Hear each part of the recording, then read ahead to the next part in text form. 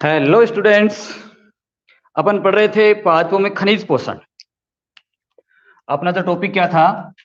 वह था पादपों में खनिज पोषण। इससे संबंधित जो विधियां थी उनके बारे में अपन ने चार जो इसकी विधियां की थी कि ये चार इसकी अलग अलग विधियां हैं, उनका अपन अध्ययन कर रहे थे। इसमें से मुख्य जो दो विधियां थी उनके बारे में अपने पढ़ लिया था। तो उसके बारे में पहले आपको थोड़ा सा मैं रिमाइंड कर देता हूं कि दो विधियां कौन कौन सी पढ़ी थी। तो उसमें आपकी जो पहली विधि थी वो आपकी थी पादप भस्म विधि। कि पादप जो भस्म है वो किस प्रकार से तैयार किया जाता है और उसमें फिर जो अनिवार्य तत्व है उनका अध्ययन अपन करते हैं। दूसरी जो विधि थी वह आपकी थी बालू संवर्धन विधि। कि बालू संवर्धन विधि में किस प्रकार से जो भी आपका पादप के लिए अनिवार्य जो खनिज पोषक तत्व है उनकी आवश्यकता है और उनका अध्ययन करते हैं। आज मैं आपको यहां बताने वाला हूं तीसरी विधि। तीसरी जो विधि है इस विधि को कहा जाता है वर्मी कुलोपोनिक्स विधि। क्या कहेंगे इसको? वर्मी कुलोपोनिक्स विधि। कौन सी विधि है? वर्मी कुलोपोनिक्स विधि है। तो इसमें आपको देखना यह है कि वर्मी कुलोपोनिक्स क्या होती है। तो उस वर्मी कुलोपोनिक्स जो विधि है इसमें आपको जो पौधे के लिए आवश्यक जो पोषक तत्व जो उपलब्ध कराए जाते हैं वो उपलब्ध कराए जाते हैं वर्मी कुलाइट में। किसमें प्राप्त प्रदान किए जाते हैं? वर्मी कुलाइट। किसमें? वर्मी कुलाइट। अब देखो नया शब्द आपके पास यहां पर आया कि ये वर्मी कुलाइट क्या होती है। वर्मी कुलाइट, तो वर्मी कुलाइट का मतलब यहां पर आपका है कृत्रिम मृदा से। किससे लिया जाता है? कृत्रिम मृदा। कि कृत्रिम मृदा क्या है? वही आपकी यहां पर क्या है? वर्मी कुलाइट है। कृत्रिम मृदा बनाई जाती है, कृत्रिम मृदा को तैयार किया जाता है। ठीक है, यानी वर्मी कुलोपोनिक्स जो विधि है उसमें आपको किसकी आवश्यकता होती है?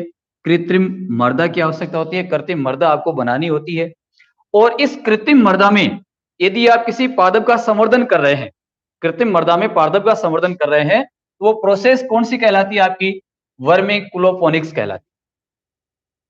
क्या कहा मैंने? यदि पादप का संवर्धन इस कृत्रिम मृदा में करें,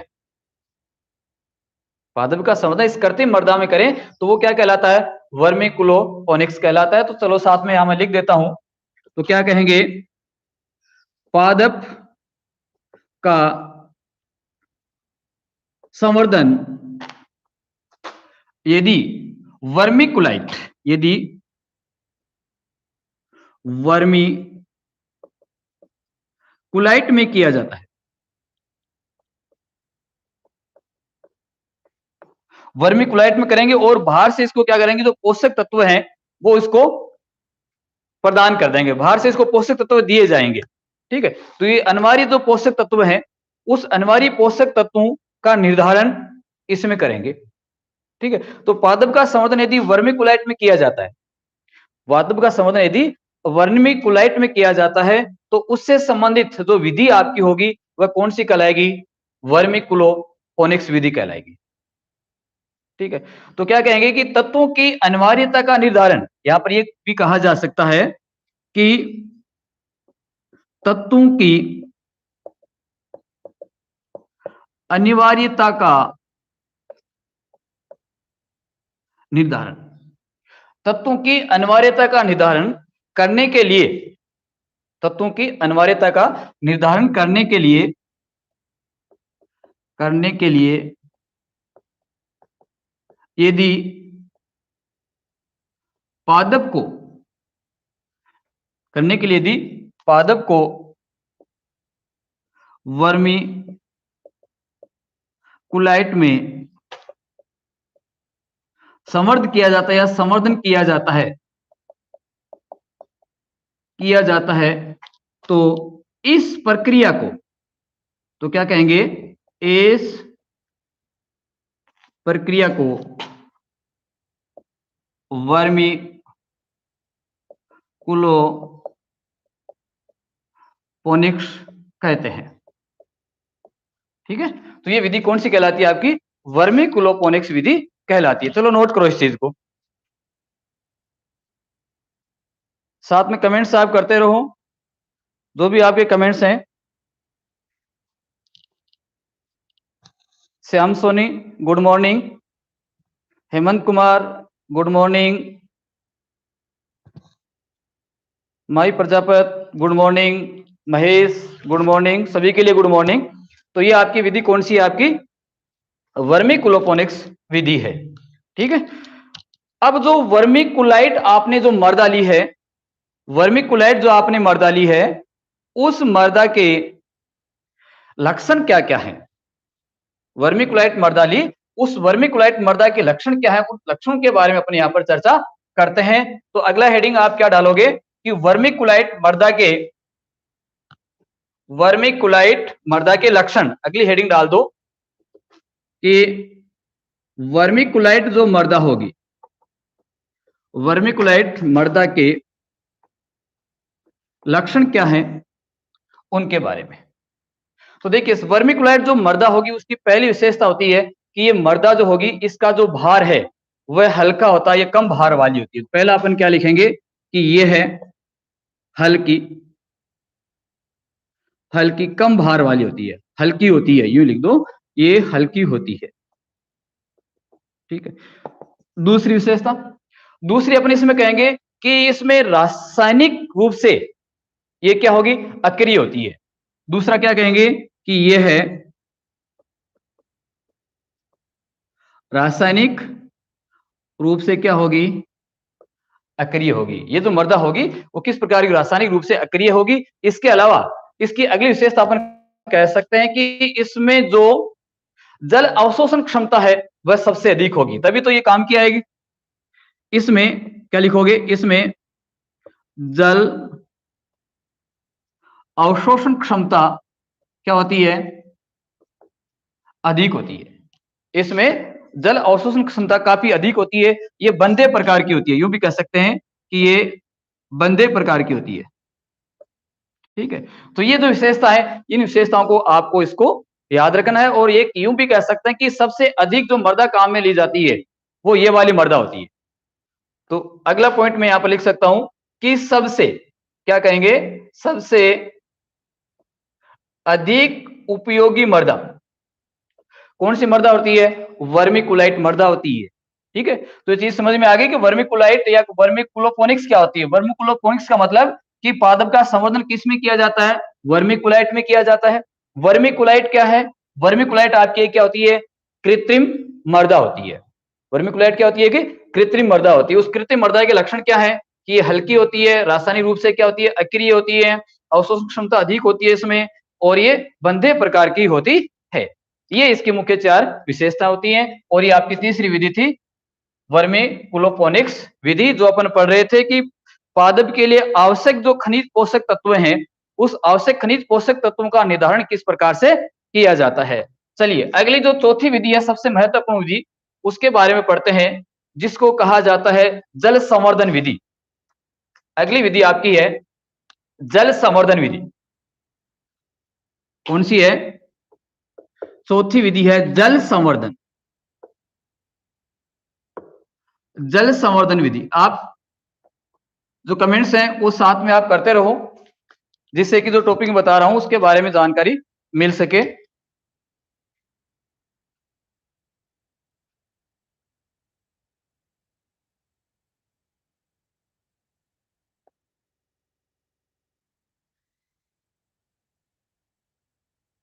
गोविंद, परिहार, हेलो, बस कैसे हो भैया? ठीक हो? चलिए,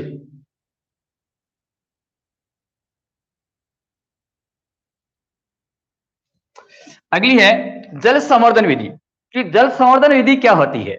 तो जल संवर्धन, इसमें क्या किया जाता है कि जो पादप होता है, इसमें जो पादप होता है उस पादप को केवल जलीय माध्यम में उगाया जाता है।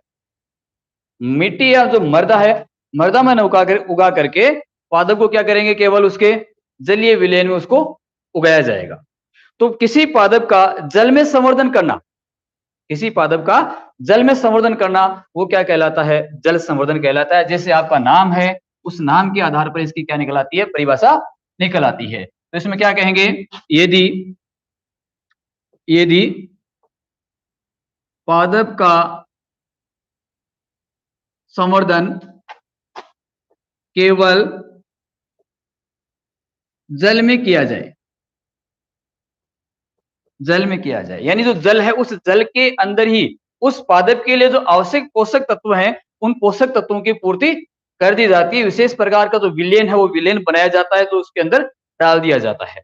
अब इसमें देखो पादप संवर्धन में होता है क्या, इसको एक छोटे से डायग्राम के द्वारा इसको अपन समझते हैं। कि मान लेते हैं कि ये आपका कोई एक पात्र है, ये पात्र आपने ले लिया। ये जो पात्र आपका होता है, वो पात्र बोरोसिलिकेट का बना होता है, ये आप चीज ध्यान में रखना। जो यहाँ पर पात्र काम में लेंगे, ये पात्र किसका बना होगा, ये पात्र आपका बोरोसिलिकेट का बना होगा। किसका बना होता है ये, बोरोसिलिकेट का। और मान लेते हैं कि आपने इस स्तर के ऊपर यहाँ पर क्या भर दिया, इसमें जल आपने भर रखा है।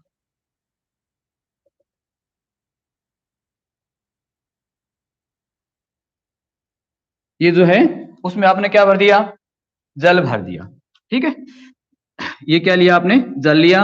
अब इसमें करते क्या, देखो कि जल की जो ऊपरी सतह होती है, उस ऊपरी सतह के ऊपर क्या करते हैं, एक लेवर लगा देते हैं, यानी एक तल उसके ऊपर बिछा देते हैं। यूं यूं समझो इसको कि यहां पर एक क्या लगा दिया आपने, एक तल बिछा दिया आपने, यहां पर एक क्या लगा दिया, तल लगा दिया।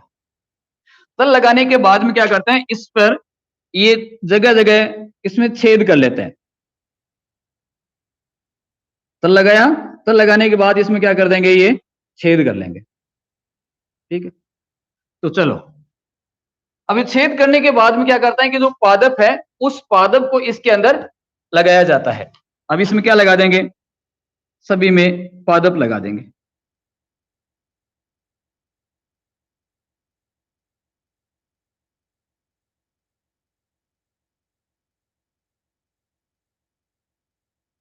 क्या किया आपने, यहां पर इसमें ये पादप लगा दिए।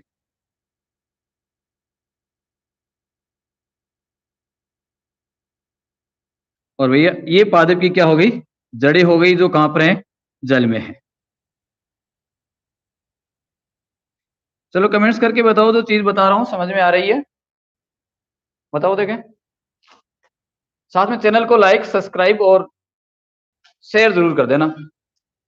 चलिए, आपने ये जलीय माध्यम लिया, यहां पर ऊपर तल बिछा दिया, उसमें आपने जगह छेद कर दिए, उसमें फिर क्या लगा दिया आपने, पादप लगा दिए। अब भैया ये जो पादप है, उस पादप के लिए ऑक्सीजन की आवश्यकता होती है। तो उस ऑक्सीजन की पूर्ति करने के लिए अपन क्या करते हैं कि इसमें एक वात पाइप लगा देते हैं। क्या करेंगे, इसमें एक इस प्रकार यहां से एक क्या करेंगे, इसमें पाइप लगा देंगे,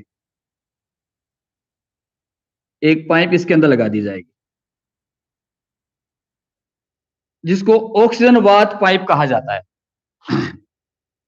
इसमें क्या करते हैं कि यहां से O2 को प्रवाहित किया जाता है, ऑक्सीजन को प्रवाहित किया जाता है, और इसमें भी जगह जगह क्या कर देंगे, छेद कर देंगे, खाली जगह छोड़ देंगे जगह जगह पाइप में। जिससे क्या होगा कि ये जो पादप आपने लगाए, इन पादपों को क्या मिलती रहे, जो ऑक्सीजन है वो उसमें मिलती रहे। अब देखो आपने गौर किया तो इसकी जड़ें जो होती है वो कहां पर है, इस जल के अंदर है। जल का जो आपने एक विलयन बना रखा है, विलयन जो लिया है, उस विलयन के अंदर ये जल की जड़ें यहां पर उपस्थित हैं।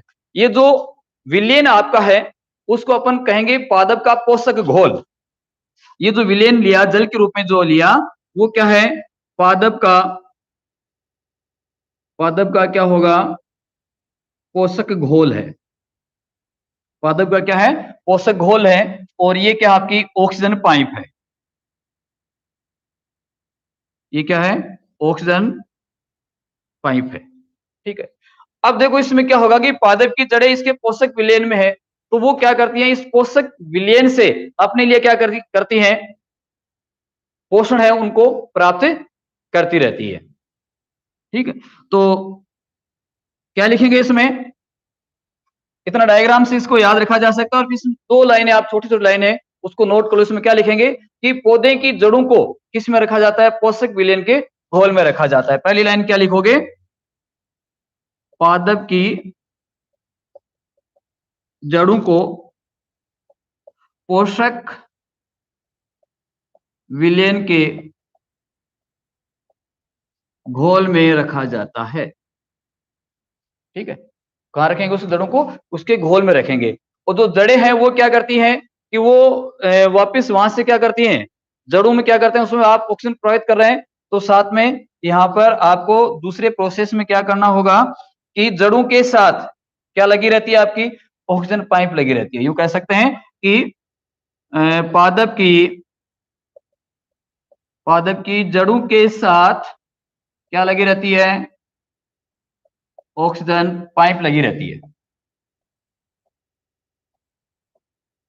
जिससे क्या हो कि पादप को लगातार जो ऑक्सीजन है उसकी पूर्ति उसको होती रहे।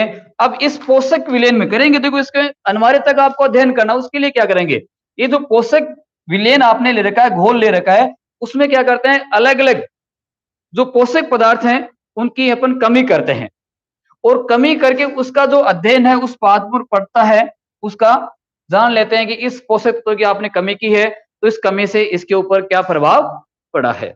तो जो भी पादप होगा उस पादप में पोषक तत्वों में जो पोषक घोल है उसमें तत्वों की कमी करके अपन इसकी अनिवार्यताओं का अध्ययन कर सकते हैं कि एक जो पादप है उस पादप के लिए कौन से तत्वों की आवश्यकता सबसे अधिक होती है। चलो क्लियर इतनी बात? बताओ देखें कितना क्लियर हो गया, बताओ, कमेंट्स करो देखें। शाबाश, चलो कमेंट्स करके बताओ देखें। Hina good morning, Mahesh good morning, Sona good morning,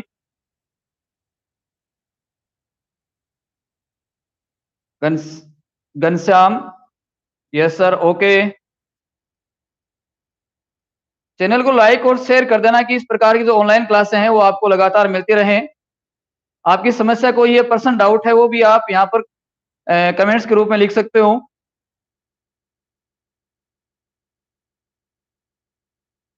माही प्रजापत, ओके, चलो ओके।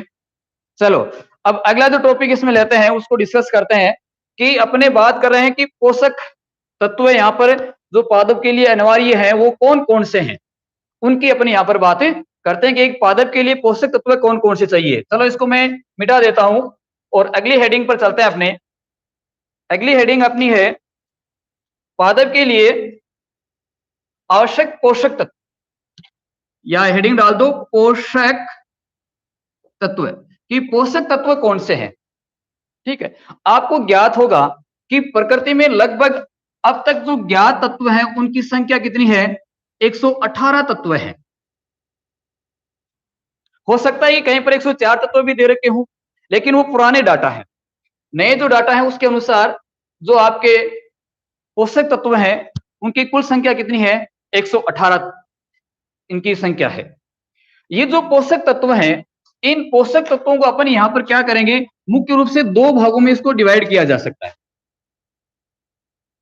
अब 118 तो पोषक तत्व हैं, ये जरूरी नहीं है कि सभी पोषक तत्व पादप के लिए आवश्यक हो सकता है कि कुछ इसके लिए आवश्यक हो, कुछ बिल्कुल भी आवश्यकता उनकी नहीं हो, कुछ की बहुत कम मात्रा में आवश्यकता हो। तो इस आधार पर यहाँ पर ये जो पोषक तत्व हैं, इन पोषक तत्वों को मुख्य रूप से दो भागों में इसको विभाजित किया जाता है। पहला इसमें आपका आता है अनिवार्य पोषक तत्व है, और दूसरा इसमें आपका आएगा अनिवार्य तत्व या अन अनिवार्य तत्व है। तो दो प्रकार कौन से हो गए? पहला है अनिवार्य पोषक तत्व, और दूसरा है अन अनिवार्य पोषक तत्व, अनिवार्य अन अनिवार्य पोषक तत्व है। दो प्रकार के मुख्य रूप से पोषक तत्व है, एक आपके अनिवार्य, दूसरे अन अनिवार्य। अब चलो बात ये आती है कि अनिवार्य पोषक तत्व कौन से हैं? अनिवार्य, अनिवार्य का मतलब क्या हो गया? जो जरूरी है, जो जरूरी है, जो पादप है उस पादप के वृद्धि के लिए, उसके विकास के लिए, या यूं कहें कि इसकी जीवन चक्र के लिए, पादप के जीवन चक्र के लिए जो पौधे आवश्यक हैं, अधिक मात्रा में जिनको इनकी आवश्यकता उनको होती है, या तो उनको चाहिए ही चाहिए, यूं कह सकते हैं।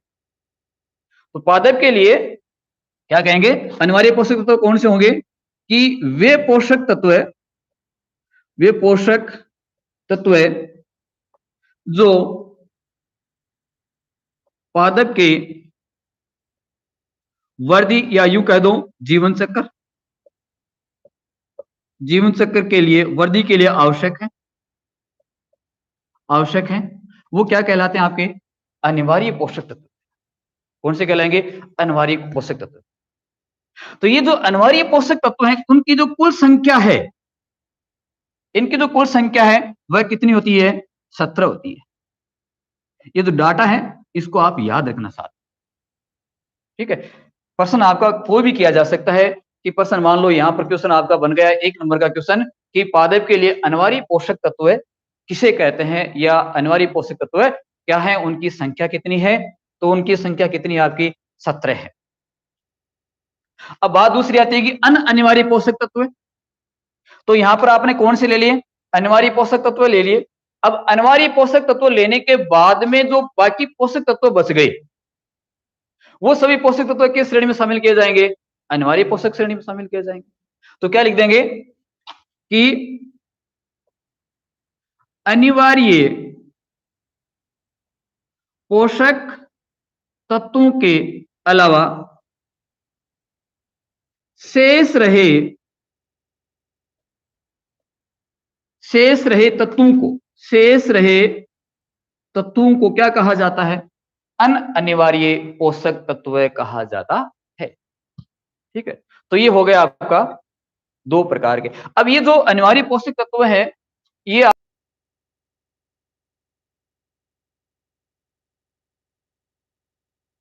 जो अनिवार्य पोषक तत्व हैं वो क्या हो सकते हैं, पादप के लिए विषैले हो सकते हैं,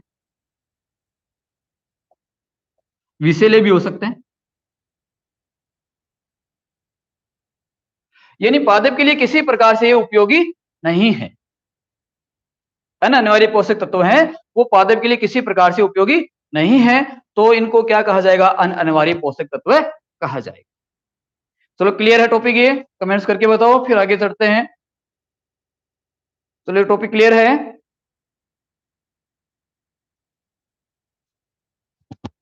स्टूडेंट्स कमेंट्स करके बताओ, देखें कि पादप के लिए पोषक तत्व की 2 श्रेणी निर्धारित की हैं, एक आपका अनिवार्य और एक अनिवार्य। ये क्लियर है, चलो बताओ देखें। Yes sir, yes yes yes. उत्तम राठौड़ कैसे है बेटा, चलो ठीक है। अब है अगला जो विवरण अपन ले रहे हैं वो इसका लेंगे, अनिवार्य पोषक तत्वों के प्रकार हैं उनके बारे में लेंगे।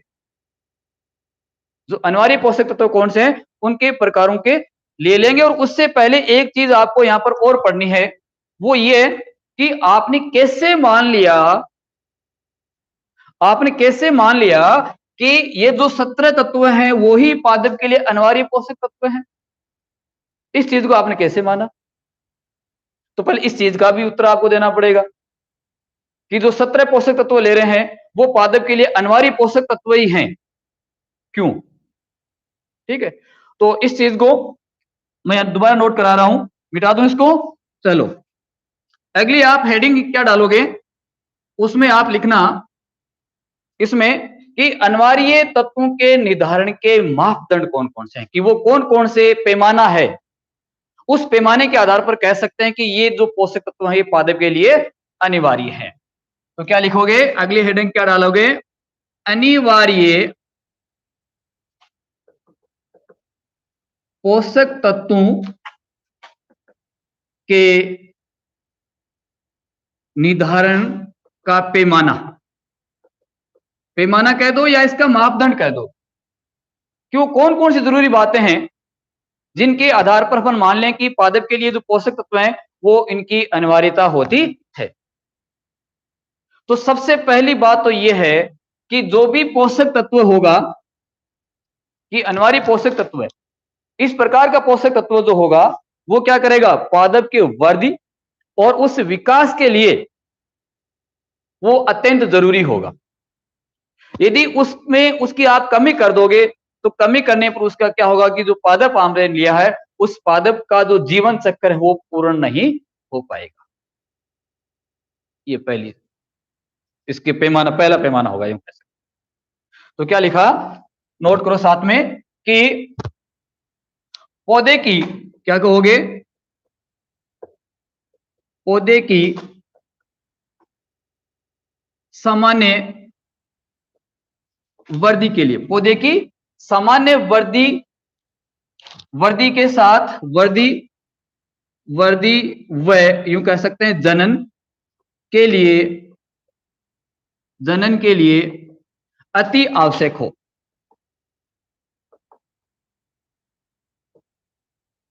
पौधे की सामान्य वृद्धि और जनन के लिए अति आवश्यक हो, इस प्रकार का जो तत्व होगा वह कौन सा तत्व होगा, अनिवार्य पोषक तत्व होगा। तथा क्या लिखोगे, इसके अभाव में, क्या लिखोगे, इसके अभाव में पादप अपना जीवन चक्र पूरा नहीं कर पाएगा, जीवन चक्र पूर्ण नहीं कर पाएगा। पहली तो शर्त यह हो गई कि जो पोषक तत्व है वो पादप की वृद्धि और उस जनन के लिए क्या होना चाहिए, अति आवश्यक होना चाहिए, वो अपरिहार्य होना चाहिए। उस यदि पोषक तत्व नहीं है तो नहीं होने पर उसमें उससे संबंधित क्या आ जाएगी, कमी आ जाएगी। ठीक है। दूसरा दूसरा इसका क्या होना चाहिए कि ये जो पोषक तत्व हैं वो अति विशिष्ट होने चाहिए। अनिवार्य पोषक तत्व क्या होते हैं, अति विशिष्ट होते हैं। आप अति विशिष्ट का मतलब समझते हो कि एक पोषक तत्व है, उस पोषक तत्व की जो पूर्ति है उसकी पूर्ति को किसी दूसरे तत्व के द्वारा नहीं किया जा सकता, तो उसको क्या कहा जाएगा, अति विशिष्ट पोषक तत्व कहा जाएगा। तो दूसरी शर्त क्या है कि जो पोषक तत्व हैं, अनिवार्य पोषक तत्व हैं, वो किस प्रकार के होने चाहिए, वो अति विशिष्ट होने चाहिए। क्या कहे कि पोषक तत्व अति विशिष्ट होने चाहिए, विशिष्ट होने चाहिए, होने चाहिए। इसकी कमी को क्या कह सकते हैं, इसकी कमी को दूसरा पोषक तत्व पूर्ण नहीं करे, नहीं कर सकता, यूं कह सकते हैं, नहीं कर सकता। ये दूसरी शर्त हो गई। पोषक तत्व क्या होना चाहिए, अति विशिष्ट होना चाहिए। जैसे अपने शरीर के लिए यदि जल की आवश्यकता है तो जल की आवश्यकता केवल जल के द्वारा ही पूर्ति की जा सकती है। अब जल के स्थान पर क्या, दूसरा आप पेय पदार्थ पीकर उसकी कमी को पूरा कर सकते हैं क्या, नहीं कर सकते ना। तो उसी प्रकार से पादप के लिए है कि जो पोषक तत्व उसके लिए जो चाहिए, जो आवश्यक है, वो पोषक तत्व मिलेंगे तभी वो जो वृद्धि है, विकास है, वो कर पाएगा। नहीं तो उसके अभाव में उसमें क्या उत्पन्न हो जाते हैं, विकार उत्पन्न हो जाते हैं, उसमें कई प्रकार के जो रोग हैं वो उत्पन्न हो जाते हैं। ठीक है। इसके अलावा तीसरी इसकी शर्त क्या होनी चाहिए, तीसरी शर्त, तीसरी शर्त उसकी यह है कि ये जो पोषक तत्व हैं वो उसकी उपापचयी क्रियाओं में प्रत्येक रूप से भाग लेने वाले होने चाहिए। ये इसकी तीसरी विशेषता कहेंगे, किसकी, पोषक तत्व की। जो अनिवार्य पोषक तत्व है वो वह पोषक तत्व होगा जो उस पादप की उपापचयी क्रियाओं में प्रत्येक रूप से भाग लेता है, डायरेक्टली उसमें भाग लेता है। तो तीसरा क्या लिखोगे कि ये पोषक तत्व है, क्या कहेंगे, ये पोषक तत्व है पादप की उपापचयी क्रियाओं, उपापचयी क्रियाओं में प्रत्यक्ष रूप से भाग लेते हैं। ये उस पोषक तत्व की अगली विशेषता होनी चाहिए। इसके अलावा ये भी तो लिख सकते हैं कि उस तत्व की कमी हो गई तो उस तत्व की कमी से पादप में क्या हो जाएंगे, विकार उत्पन्न हो जाएंगे। तो ठीक क्या कह सकते हैं कि विशिष्ट पोषक तत्व है, क्या लिखोगे, विशिष्ट पोषक तत्व के अभाव में कई विकार उत्पन्न हो जाते हैं, विकार उत्पन्न हो जाते हैं। ठीक है, तो ये चार जो मुख्य पैमाना है, मापदंड है, वो किसका निर्धारण करता है, एक पादप के लिए जो अनिवार्य पोषक तत्व हैं, एक पादप के लिए जो अनिवार्य पोषक तत्व हैं, उन अनिवार्य पोषक तत्वों का निर्धारण करते हैं। चलो नोट डाउन करो इस चीज को, नोट कर लिया हो तो कमेंट्स करके बताओ देखें। चलो नोट डाउन करो।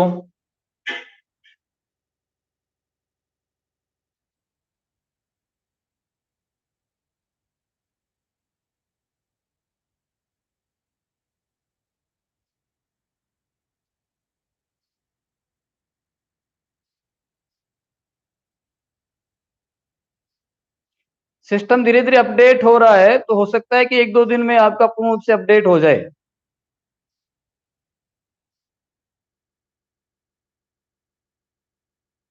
क्योंकि अभी भी अपडेट करने में थोड़ा समय लग रहा है।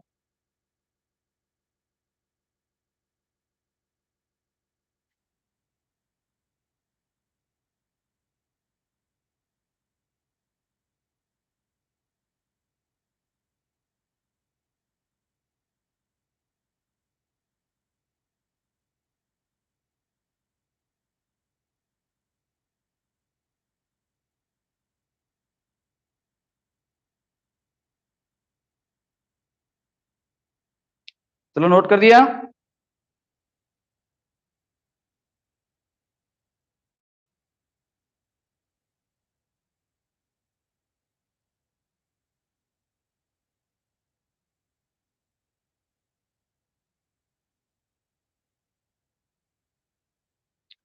चलिए, अब अपन जो अनिवार्य पोषक तत्व हैं उनके प्रकार, वो 17 पोषक तत्व कौन कौन से हैं, उनके बारे में आप यहाँ पर पढ़ने वाले हैं, या यूं कहें कि पोषक तत्वों का अपन क्या करेंगे, अब वर्गीकरण करेंगे। ठीक है,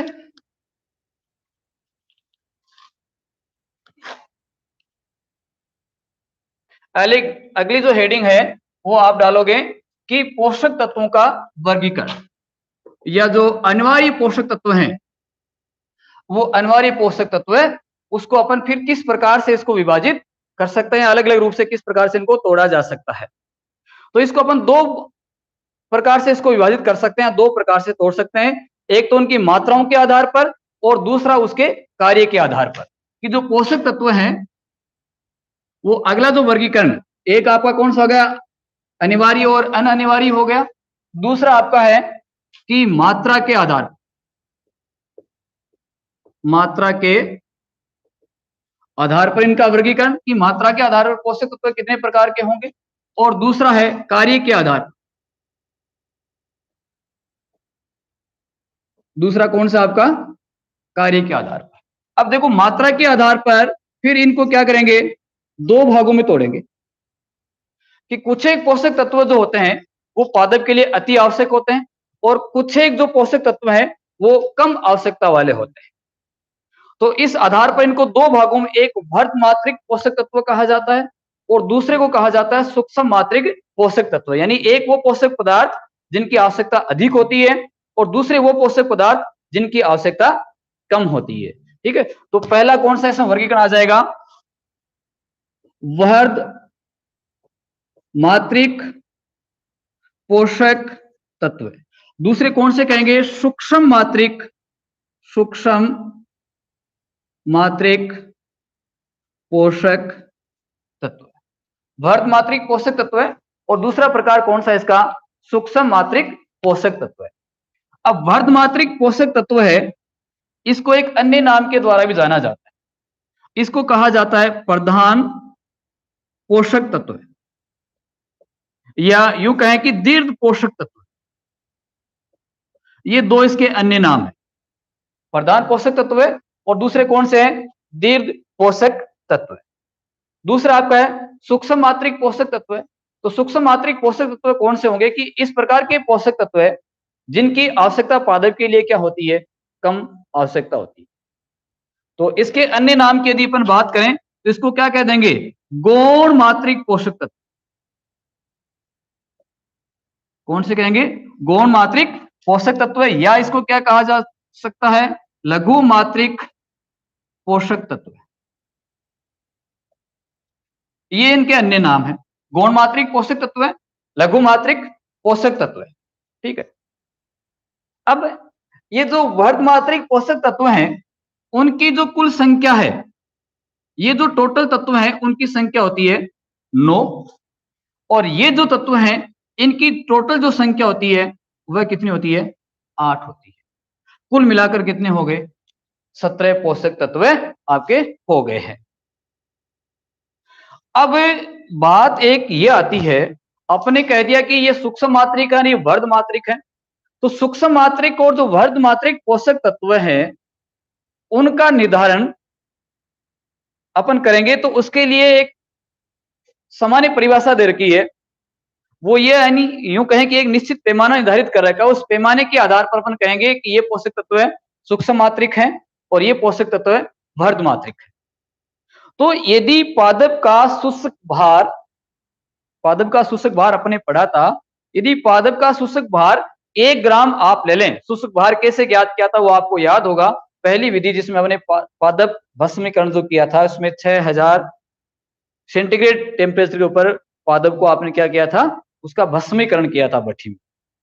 तो उसमें जो कार्बनिक पदार्थ थे वो टूट गए थे और कुछ एक जो पदार्थ हैं वो गैसों के रूप में बाहर निकल गए और कुछ अकार्बनिक पदार्थों में रूपांतरित हो गए थे। तो ये जो पादप भस्म आप ले रहे हो, उस पादप भस्म का यदि 1 ग्राम भाग में, क्या कह रहा हूं मैं, पादप भस्म के 1 ग्राम भाग में यदि 1 ml से 10 ml पोषक तत्वों की मात्रा उपस्थित है, दोबारा सुन लो एक बार, यदि क्या कहोगे कि वर्ग मात्रिक पोषक तत्व कौन से हैं कि पादप के शुष्क भार के 1 ग्राम मात्रा, 1 ग्राम मात्रा में यदि तत्वों की मात्रा 1 ml से कितनी हो, 10 ml तक, 1 ml से कितनी हो, 10 ml तक हो, तब वो कौन से कहलाते हैं, वर्ग मात्रिक पोषक तत्व कहलाते हैं। ठीक है।